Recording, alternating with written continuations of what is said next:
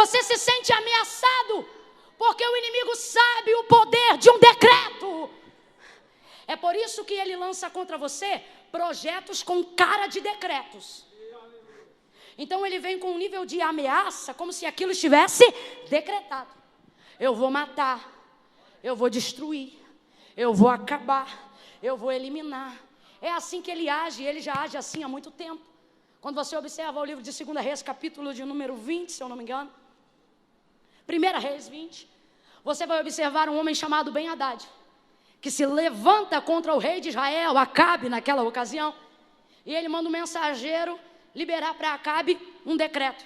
Fala para ele que amanhã, antes do meio-dia, tudo que é dele é meu, e todo o povo desta terra se tornará escravo do meu reino.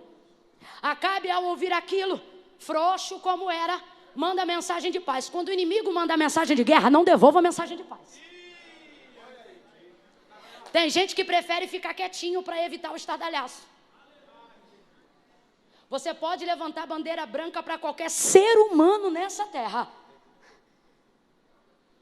mas quando o inferno levantar, com ele não tem paz, é guerra. E ele diz, Acabe então vai ficar com medo. Ele diz, meu irmão, vai chamar o inimigo de irmão. Meu irmão, não faz isso não, minha casa é tua, meus filhos são teus. Fica comigo, fica à vontade, vamos jantar, vamos almoçar. Quando você tenta estabelecer paz num reino espiritual que deseja te armar guerra, ele não retroage nem se aliança, ele expande o território. Antes era só a parte de Israel. Aí agora ele manda um segundo recado e ele diz assim, agora porque tu disseste que é meu irmão, fica ciente que amanhã, antes do meio-dia, o pó de Samaria não será o suficiente para conter embaixo dos meus pés. Ele estava numa parte e entrou agora na outra. Acabe fica cheio de medo, o profeta se levanta. O profeta que o Senhor envia diz para ele, pode ir contra eles. E aí ele pergunta, mas quem ataca, eu ou eles? Aí o profeta diz, quem ataca é a gente. Mas quem começou foi ele, exatamente. Quem pode entender? Quem pode entender? Às vezes alguém não entende a estratégia de ataque da igreja. Às vezes alguém não entende a estratégia de ataque da oração nas regiões celestiais. E diz, mas por que você ora assim? Mas por que você fala assim? Eu falo assim porque aqui você está vendo eu atacando. Mas não sabe que quem começou foi ele. Quem ameaçou foi ele. Ele se levanta contra o exército. E o texto diz que o Senhor entrega os assírios na mão de Israel. Os assírios saem em fuga, são eliminados. Cabo de um ano, passa a revista. Levanta-se o exército de novo para contra-atacar Israel. E eles diziam, dessa vez nós venceremos. O texto diz que os assírios enchiam a terra, enquanto Israel se locomovia como 2 montes de cabras. Agora nós vamos vencer. Olha a palavra dos assírios. Da última vez que eles nos venceram no monte, porque o Deus deles é Deus de monte. Mas agora nós vamos encurralá-los no vale. Quando você está do lado de quem estabelece o decreto, o lugar não importa. Eles dizem, vamos guerrear no monte. Vamos guerrear no vale, porque o Deus deles é de monte. Eu lembrei, o Deus deles é de monte. Elias orava no monte, respondia fogo do monte. Lembrei, o Deus deles é de monte. Encurrala eles no vale, porque lá a gente acaba com eles. Encurralaram no vale os 2 montes de cabra. Acabaram com o exército dos assírios que enchiam a terra. Eles fugiram que nem criancinha correndo para o colo da mãe depois do tombo. 2 montes de cabra. Por quê? Porque não importa a quantidade quando eu estou do lado de quem estabelece o decreto. Não importa o lugar quando eu estou do lado de quem determina o fim. Você está entendendo o decreto como quem determina o fim? É isso que Deus está dizendo para você hoje aqui. Porque tu teme os meios, se eu sou o dono do fim. Eu sou o dono do fim. E os assírios vão correndo dizendo, corre! Por quê? Porque o Deus de monte também é Deus de vale. O Deus de cima também é Deus de baixo. saíram correndo. Agora eu não te contei um versículo interessante nesse contexto, sabe qual?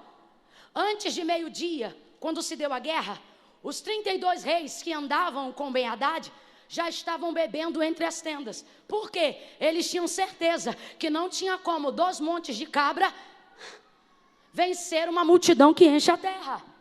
São 32 reis, contando 33 com Ben-Hadad contra um Acabe.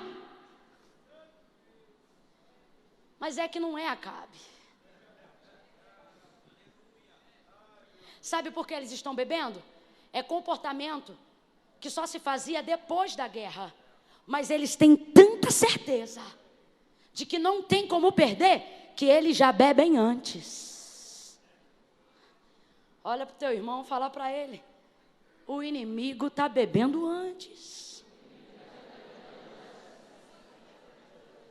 Enquanto ele encharca a cara de vinho, aonde há contenda, a gente vai se enchendo do Espírito. Botou para correr, meu irmão. Com Senaqueribe foi a mesma coisa. Senaqueribe tem um histórico. Ele chega com a afronta e ele diz assim: o que vai ser feito de vocês é o mesmo que eu fiz. Diga, aonde estão os deuses de Ramate? Aonde estão os deuses de Arpade? Aonde estão os deuses de Sefarvaim? Aonde estão os deuses de Rena, os deuses de Iva? Ele traz um currículo, rapaz, um histórico de quem ele já destruiu. Só que dessa vez ele está em Jerusalém. Ele quer entrar em Jerusalém. Aqui não tem Deus de Ramate. Aqui não tem Deus de Rena. Aqui não tem Deus de Iva. Aqui não tem deuses estranhos como em Samaria. Aqui só tem um. Oremacanassembria.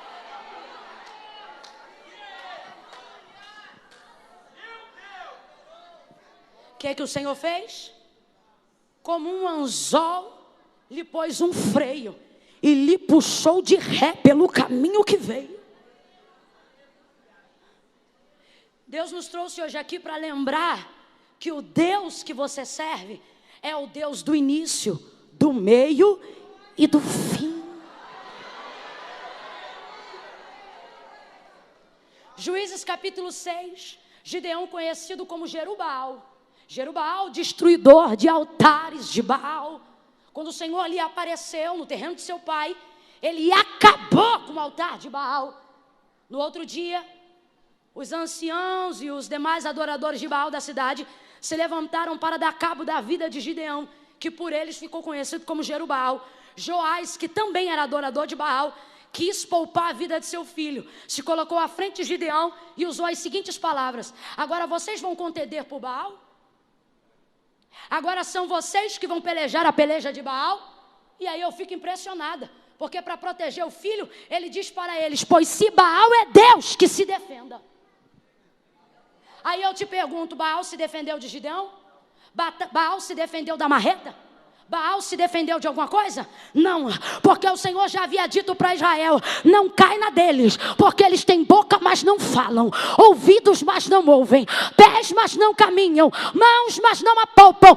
Antes precisam ser carregados por aqueles que foram criados. E o nosso Deus nos trouxe aqui para lembrar da sua grandeza.